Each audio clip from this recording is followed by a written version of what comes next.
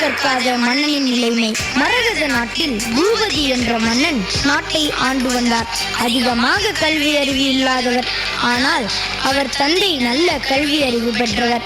தன் மகனும் நல்ல கல்வி அறிவு கற்க வேண்டும் என்ற ஆர்வத்தில் குருகுல யாசகத்திற்கு அனுப்பி வைத்தார்.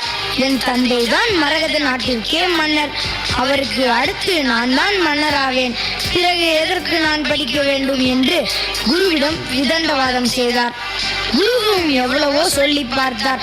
மன்னரின் மகன் கேட்கவே இல்லை. கல்வி என்பது மக்களை ஆளப்போகும் மன்னனுக்கு மிக முக்கியம் என்று இவரிடம் குரு எடுத்துச் சொல்லியும் கேட்கவில்லை.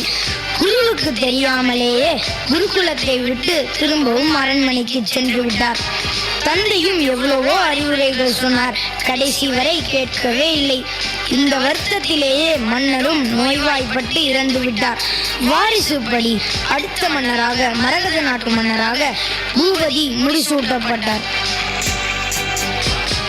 இனி அரசவை நிகழ்வு. ராஜாதிராஜ ராஜமார்த்தாண்ட ராஜகுலோத்துங்க மரகதபுரி நாட்டு மன்னர் பராக் பராக் பராக். கற்றுக் கொடுங்கள் குருவே. நிச்சயமாக கல்வியை உங்களுக்கு கற்றுத் தருகிறேன். கல்வி செல்வம் தான் பெரும் செல்வம் என்பதை இப்பொழுதாவது புரிந்து கொள்ளுங்கள். மன்னரும் தங்கள் தந்தை சொன்னதை போலவே கல்வியை கற்று இந்த நாட்டிற்கு பெருமை சேர்க்க வேண்டும் என்று கூறி விடை பெற்று சென்றார். ஒரு நாட்டின் வளமைக்கும் வளர்ச்சிக்கும் கல்விதான் அடிப்படை.